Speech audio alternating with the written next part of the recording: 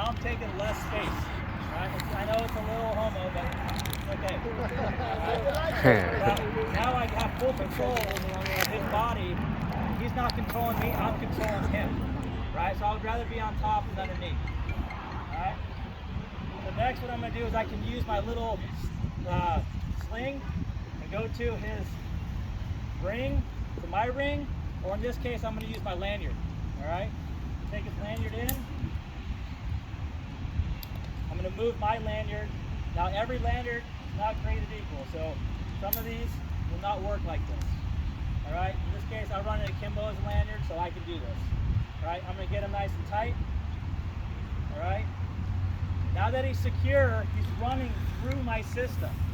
Alright, so 100% of his body weight is going to be felt on my system, so I have to make sure I back this up. I got to make sure I put a munter hitch or a figure 8 to take some of that friction out. Alright. Go ahead and add my munter. I'm going to clip that to my lower D. Alright, so now I can get him out of his system. I'm going to take the slack out. He's going to fall down in right into me. You got to have a lot of trust for this. Oh, there you go. Alright, I'm going to come around to the side so you can see a little bit better. Alright. Spin you around.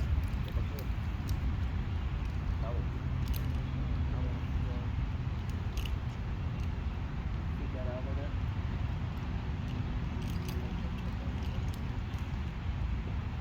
Alright, so now he's 100% into my system. I'm backed up because now two people can't be on this.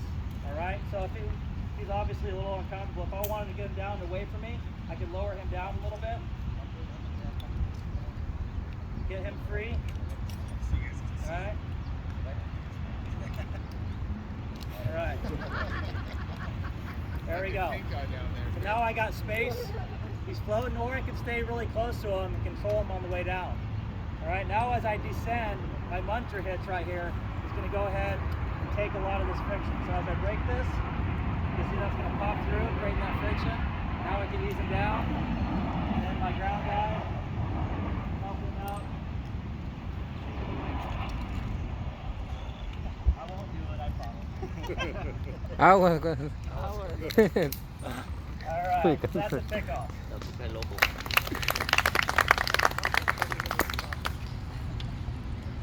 Are there any manufacturers that say that going off two people off one bridge is an issue?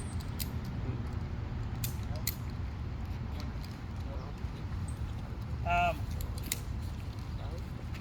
mean, they should be, they're all rated, so they're well over, 5,000 pounds. So as long as we're configuring the right way, we got to make sure that we go through the same ring. If we attach him to here, or here, or here, what's going to happen? That's going to dump me straight to the side. Now I feel 100% of his body weight. Alright, but we got to make sure he's going through that system. We have to make sure we back it up. If I try to do that without the munter, this guy's going to we're going to both hit the ground really quick. Alright, so we have to make sure we get that back up. Alright, next, you can go up on this.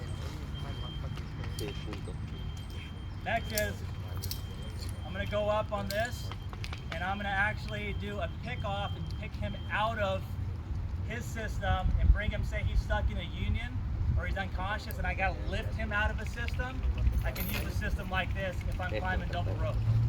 Alright?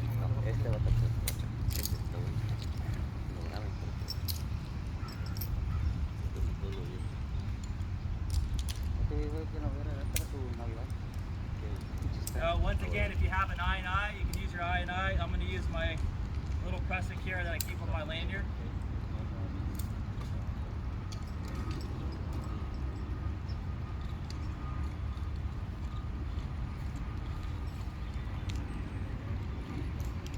That's good. You got to make me work down there.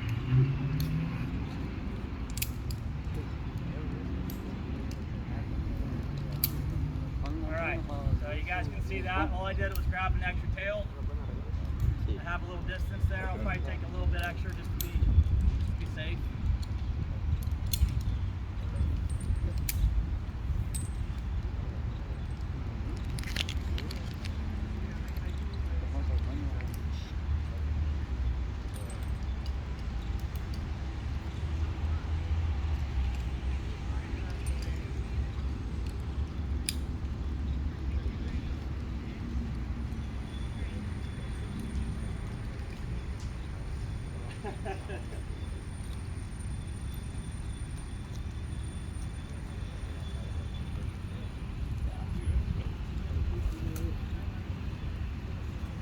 So I'm going to get about even to him.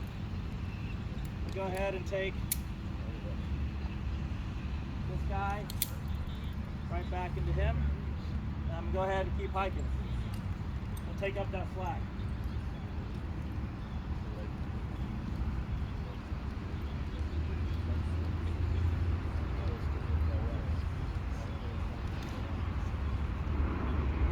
All right. Now you guys can see that distance. Nice and hot.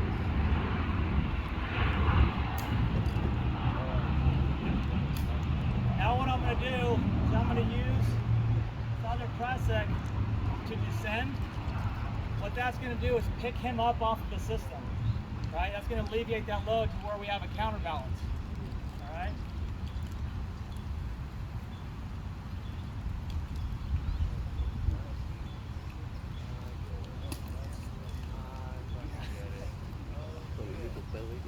Look at that slack that I created. So now we're equally balanced in the tree. Alright? So we're double loading. It's like a basal anchor. And we're connected right here. Alright? So the only thing with this is we got to make sure now that I'm connected somewhere to him. I'm going to back this up with the munter as well. Just to be safe.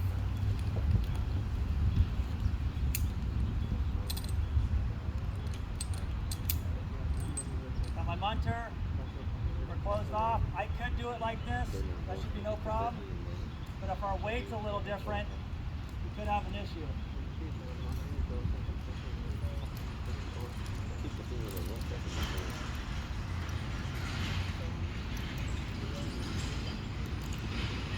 All right. Now I'm going to go ahead and descend. Munter's going to catch. Straight down.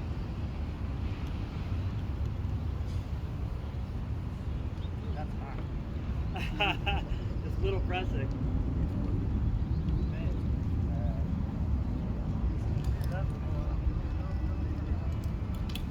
All right. So super simple. The only thing I added to this. Love the applause. Thank you. Is that it's minimal gear, right? Like I said, this could be done with an I pressing. And I added one extra carabiner to my system. So 2 rescues that I can do in a couple different scenarios. So it goes a long way, right? Cool. Got one more. One more. Jared, approximately how many aerial rescues have you done? Me? I haven't done. Luckily, I have not done a real aero rescue. But as far as practice, thousands. Sí, practicar es diferente y hacerlo en real te paniqueas, ¿no? Por la presión, por Sí. Yes, I'm going to show that right over here on the next one. That's why this pressing right here closes that gap. So now as I come down, that pulls it with me. Yeah. Same thing. All right. I'm going to take it in my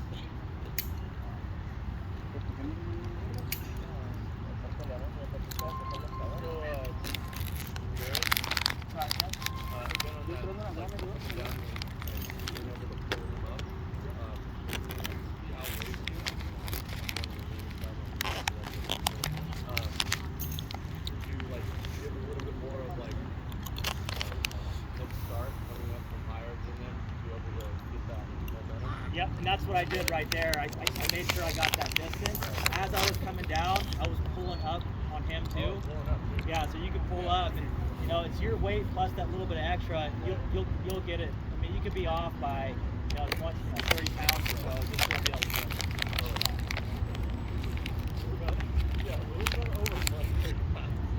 Can you actually could speed be a factor in coming down a little faster? So I'll show you on this right here where this would apply. You could actually have a groundsman help you with this one.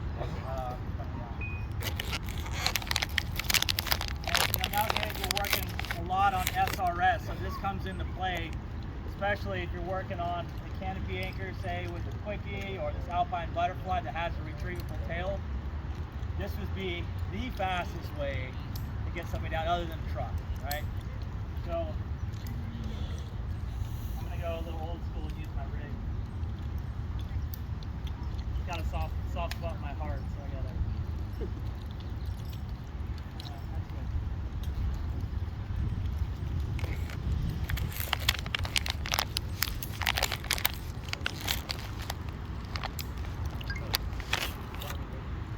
So I'm gonna go up his retrieval end. Right? So basically I'm putting myself into a balanced position that I finished with there. I'm just doing it right out the gate. Right? I don't have a hand descender, so go ahead and just use 4 or 6 forward punches.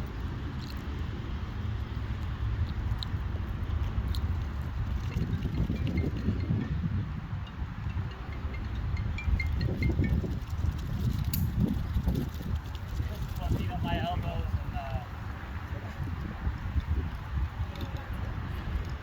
my wrist.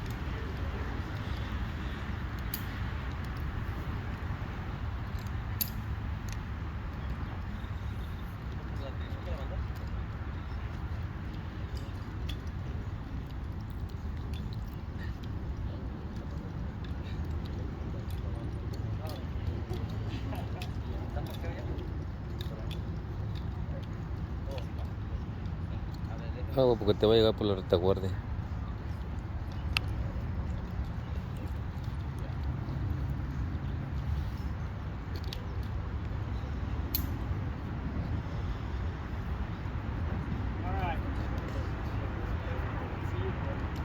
Alright, so I'm on one end, he's on the other end, right?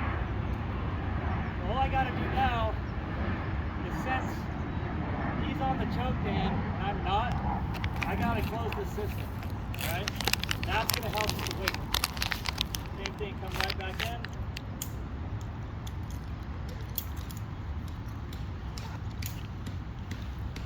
Close that out. Now what I'm gonna do, I'm gonna lock out my system, or if I'm using another rope wrench, rope runner, I just won't use it, all right? So now I'm gonna bring us down on his system.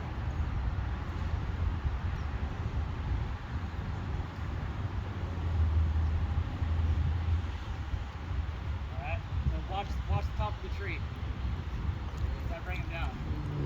It's retrieving the actual, yep.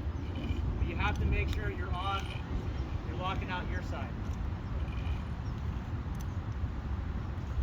Now this distance I gotta keep short between us or else I won't be able to reach his press it, right? I gotta make sure that's nice and tight. So don't stand up, don't fall. Okay, stand up. So super simple, no gear added. Probably the quickest way for retrieval on this type of SRS setup. This will work on a friction saver, right? As long as you have a canopy anchor up there, a friction saver. It'll work on Alpine Butterfly, it'll work on a Texas Tug, it'll work on a Quickie. As long as you can transfer that weight, this is the way to go. Up the other side of the road. Get that balance. That's all I did was create that over there. So if you can eliminate that one step, it's that much faster. So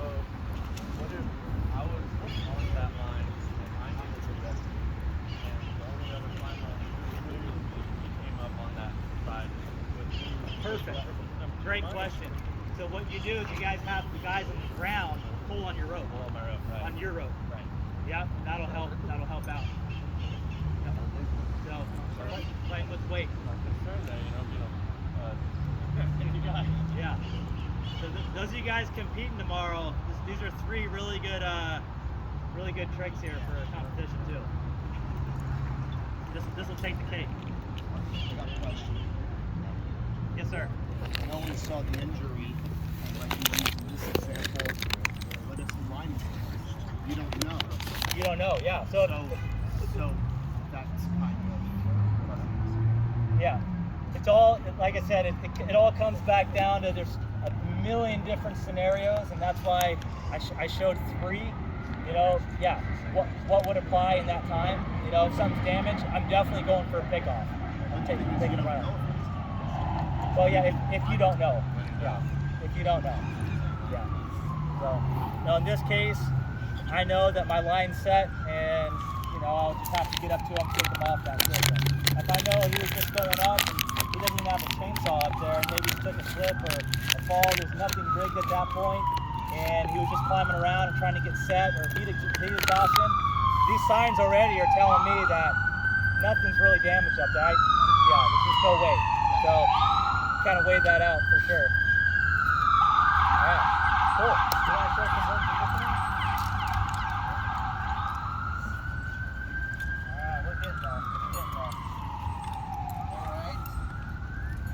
Yes, now, let me get rid of some of this junk down here. I'll show Spartan. Break some of this down.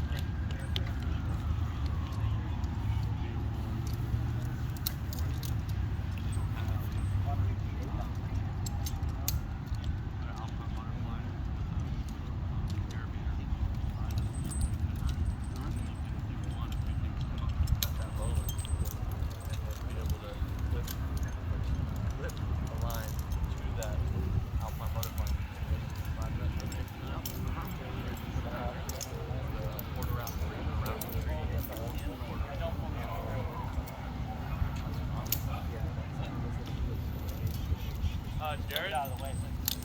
Yes, sir. one that wasn't covered that we were kind of just talking about, what about using a porter wrap or even a wrap around the tree with a basal anchor to lower the climber down? Yep, that's a great question. So, porter wraps at the base of the tree for life support, I'm against. This is personal preference. Because everyone, that porter wrap I guarantee was used for rigging at some point. These porter wraps are only good for 2,000 pounds, one. Part pulling strength, so you're taking that's not rated for life support at that point, right?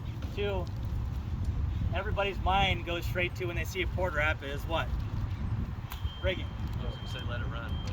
Right, exactly. So that mentality, should something happen or somebody accidentally take that apart thinking that it's for something else other than climbing.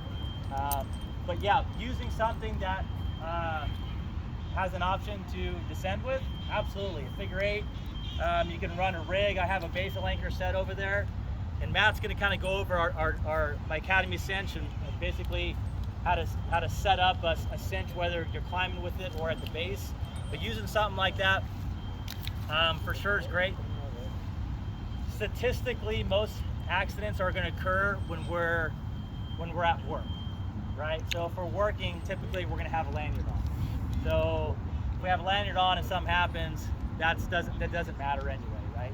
So it's kind of like, yeah, it's great as a backup, but depends on if you want to set that basal anchor up and climb on all the time. If you have a really large tree that's widespread, like these utes, as a safety net, like to have it on in case something should happen, yeah, I think that's great.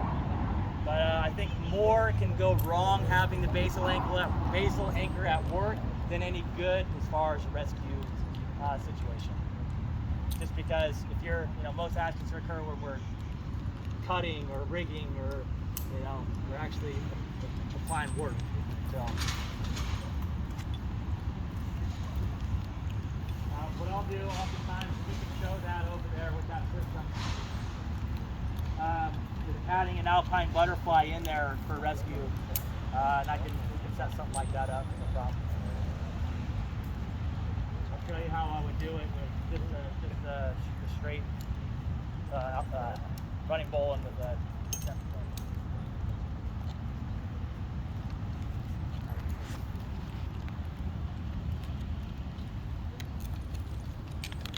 Now I'm going to talk a little bit on work positioning on a spar. This is one of my favorite courses that I teach because when we make bad decisions, poor decisions in the tree while cutting because of poor positioning. And most accidents occur, we can kind of look back on, step by step up to that incident and say, we can usually find 3 to 5 things that went wrong before that incident went wrong, right? Let's give an example. We got to get some clearance over a power line, all right? The tree's 100 feet tall. You shoot a line. You only get to about 80, but by the time you get to that line that's only 50 feet off the ground, you're like, I don't want to go all the way to the top to get that extra 30 feet. So guess what? I could get out there. I'll just get out there. So you go out over that limb, right? You're like, oh man, shoot, I'm at a 30-degree angle. I should have went higher. I'll just rig it right here, and we'll take it from this point, right? And then you take it and you get a line strike, right?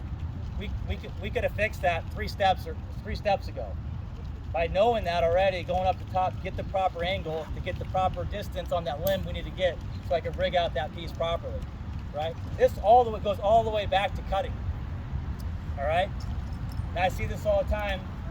We fell a tree. Everybody's like, oh man, I'm a feller now. I'm gonna get up there. I'm like, no, I'm gonna aim. I'm gonna get my apex perfect. I'm gonna drop this tree. I'm gonna take 10, 15 minutes on the ground, make sure my plan is solid, put the tree down, good to go. We go 100 feet in the air, and you can't get around to make that cut, right? We're like, oh man, it's so hard to get over there. I'm gonna fall and swing around that stem. So we do this. That piece flies out, you're like, I'm a man, stand clear, right? And we laugh, but it's true. Why do we do that? 1, it's hard to get out there to make that cut. 2, nobody's looking at your cut 100 feet in the air, so you can get away with whatever you want, right? But you're only kidding yourself at that point, because that poor cut could result in obviously poor direction, hinge failure, that piece could twist. There's a lot of things that could go wrong. And guess where your escape route is? Nowhere. You don't have an escape route, right? You got no place to go, and we make the worst cuts in the world. We lie to ourselves, right? When we're on the ground, we're held accountable by everybody else, so we make sure we make good cuts and we put stuff where it needs to go, all right? So it all comes back down to work positioning and not taking those shortcuts, all right? And if we can put ourselves and get in the position, we will make proper cuts and we'll have a better opportunity to have a better outcome, right? Well, nobody's perfect. We will make mistakes, but don't kid ourselves and don't cut ourselves short. All right, Matt, I'm trying to buy you some time. Oh yeah, so I don't know, I do a lot of spar work and it's probably my favorite besides taking big swings in a tree. So right here, this is basically your standard setup. You always want a cinching system when you're on a spar, whether it be a friction saver or your SRS line. It makes the person that has to rescue you, it makes it way easier for them as long as your system's not compromised. Okay, so now for this, I got my quickie out here that I just tied on with an alpine butterfly. So you see it's got significant lean. I'm out here. Man, I gotta go over there to make a cut. Well, if you come out here with just the single system, you're kind of just like, you're all out here and yeah, you could have your lanyard on, but you need your lanyard to make cuts, but at this point, you can come out here and kind of see where you gotta go cut, put your lanyard on, but, I'll just stop talking and show you. So now you're over here, you got this big spar. Take my press stick, tied up. I'll find a good spot. Usually I like to go on both sides of the tree to have to compensate for the lean if I have to. I'll just bring it, press it down. I guess this would be a 10 Heisner. Just 6 coil. 6 coil. So now I'll position this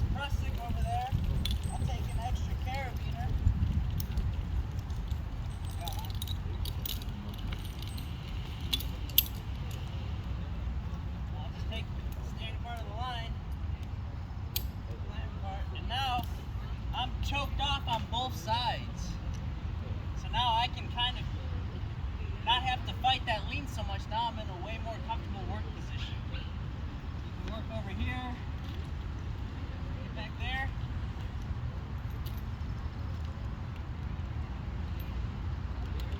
And if you gotta work over here, you still got good stability and you can pull yourself back.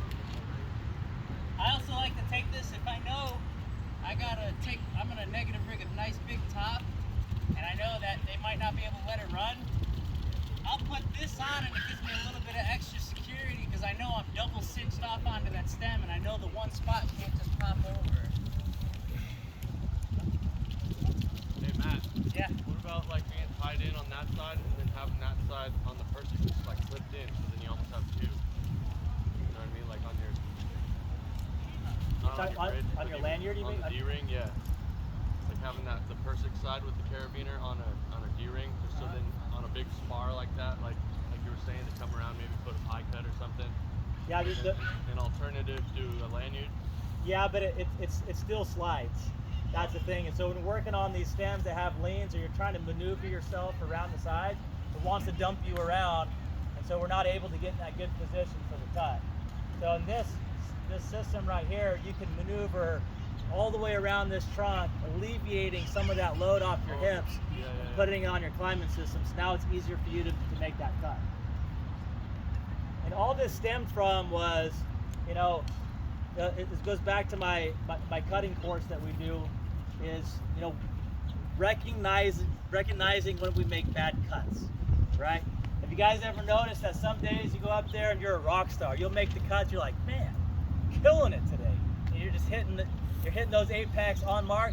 Some days you're up there and it feels like you're carving a bear trying to get that face cut in. You're like, why? Why can't I hit it today? It's driving me nuts, right? So we got to recognize those wins and losses of when we're doing good and when we're doing bad. And a lot of this, well, I know not a lot, all of it comes down to the position you're in and how you're using the chainsaw, right? If you guys think about that, every time now you guys go make a bad cut, think about what position you're in and how you're holding that chainsaw. I guarantee the light bulb will go off, which goes back to my Academy method, 3-step cut. You guys can find this on, I think, YouTube or my website. There's 3 steps in making these cuts, and it will put you in the 90th percentile of making perfect apex cuts while you're in the tree. Like, you cannot miss. You will be on point every time. And it all has to do with position, right? So how do we get the best positioning? All stems right here, you know. And I always say, set it right out the gate, because then you'll use it. If you don't set it, you're gonna get complacent. You're gonna be like, oh man, I'm just gonna make the cut. And then once again, we're missing cuts. Most oftentimes, because we're tired and it's a lot of work, if we miss a cut in the tree, are you gonna take the time to fix it? Probably not, right? Probably not. Send it, right? You're gonna overcut, you're like, dude, I gotta take a whole nother top cut into that, forget it. Send it, right? And we get lucky, sometimes they go, right? But it only takes one time for it not to, right? And that's our life. So I would rather be good 95% of the time and work with 5% than 50%, right? That's just the truth. You got anything else to add on that, Matt?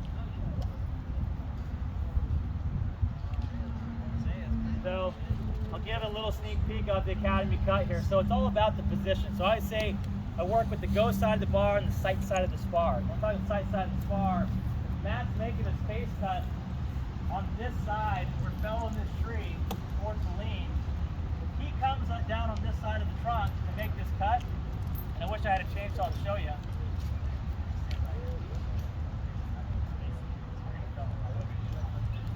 So if we're making our pie cut here, when we put our saw up in the top, make our top cut, our bottom cut, the body of the chainsaw is going to be right in our face. We're not going to be able to see our cut, right? We're going to blind ourselves, all right? Go on the other side. You guys won't be able to see very well. Now on this side, if he was able to take this cut, come down the top cut here, right? Turn the body of the saw upside down. Now he can line up and see that cut. All right, so top, bottom on the sight side of the spar.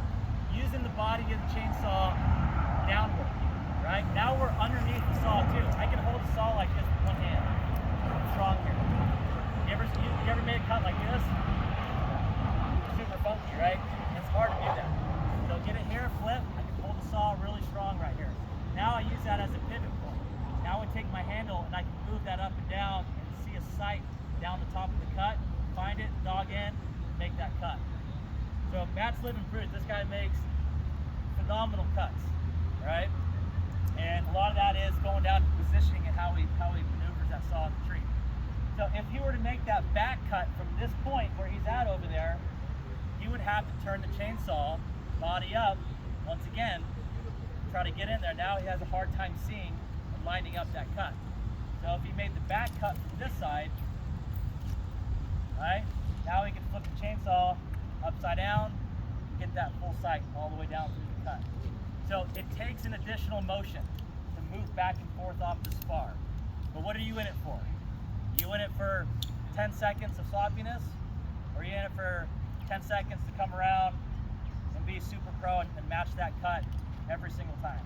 Right? I'd take 10 seconds, I'd come back here all day long. Oftentimes we don't come back to that side. One, it takes time, energy, and it's about the positioning. So if I have already good work position, it's a piece of cake for me to move around and get that lean back on the system, right? So you guys can find this if this is not clear.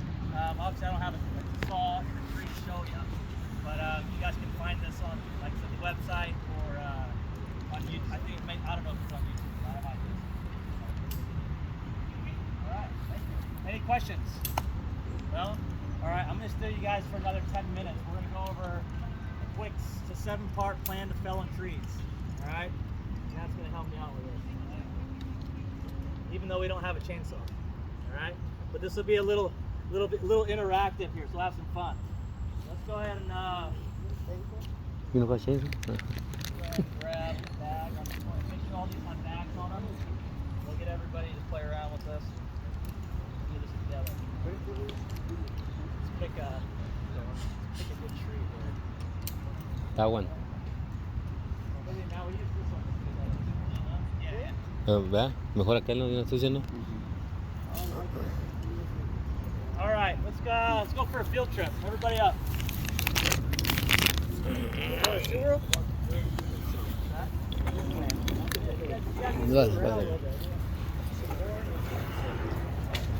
No, pues agarraron el indio.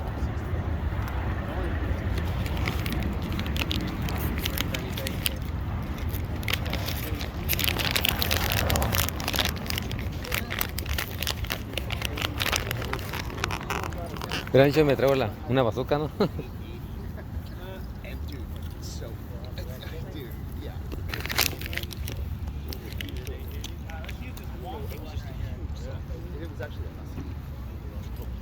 ¿A qué nos sombrita? And I was doing it without positioning. It was so bad. And then I could come back around and make a nice back. Dude, when that thing fucking took off, it was so big around.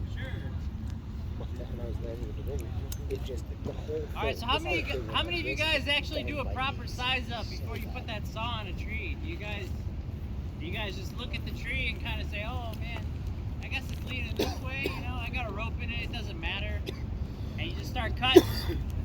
You get it all faced up, you know, you think you're right on target, you start cutting, you got the guys pulling, tree starts to go into that face cut, and then it breaks off and goes the wrong way. Not the wrong way, but just a little bit off of your target. Do you guys know why that's the reason? Because sizing it up, so there's like, we do a 7-part plan. So now a lot of us do residential and whatnot. So the first part is height. You know, there's a stick trick. I mean, I don't even think we can find a stick in here because it's so clean. So we'll just look at the height. So now, basically we want to put this tree in here. We want to make sure it can fit. You got to find yourself a target where you actually want it to be. So, this wonky tree, I kind of want to have it fit in here. That's where my tree's falling. That's where the very that's going to fall. Here, I'll do my calculations. I'll either find a stick or what is your combination that you do? Drill out Here, tree. more target. What we want to do, if you have a stick, basically what we're doing is the isosceles triangle. Si atoras la mera tapa de arriba ya más atrás. Ándale. You have a stick that's De equal volada. to your arm. Hacia la base Take del that árbol y stick, de ahí hacia draw it up. se pone un poquito más You'll estrella. create a 90 Y ya. degree Pero sí, pero hay gente que también no sabemos también. Y the base of the stick. pues lo que saben, pues sí, pero no. Sí, es fácil, ¿no? ¿Eh? So the top of that stick hits the top of the tree. Right? That's one method. We don't have a stick on us right now, so I use my hand. I always Con use el my stick, hand. mira. Everybody knows how to throw a shotgun sign, so you throw the shotgun, create that nice 90. Right? You're gonna take that, you're gonna put it right into your nose, right into your eye. So now your dominant eye, don't pick the other eye because it's gonna be closed. You won't be able to see anything. Put it right in your dominant eye, and you're gonna look down, and you guys can do this. So I want to get everybody on the same page. Come over, we have to do this at our target, or else none of this matters. All right, it has to be right at the target. So we're gonna put that right to the base of where our apex is gonna be. All right, we're gonna point right at the apex. We're gonna walk back Y and yo, forth. yo creo que llenaré. Porque así We're te gonna da do this wonky tree right here. la esta distancia porque lo vas buscando. ¿Eh? Te vas yendo hacia atrás hasta donde te cabe aquí. Oh. Y ya de ahí va a caer el arma. ¿Pero qué con la nariz? ¿Es otra? Stick is mejor. Sí, que mejor, ¿ah? Sí.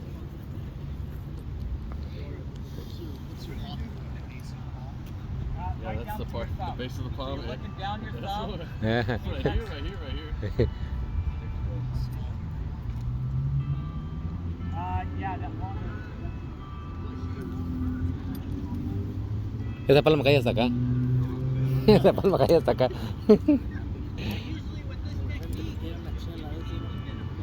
¿Quieres? ¿De cuál, Vicente? Con la corona está mejor. ¿De cuál? Con la de coronitas está mejor porque le va a agarrar. Ah, aquí me. What do you guys get there? This is our target. This is where it needs to land, so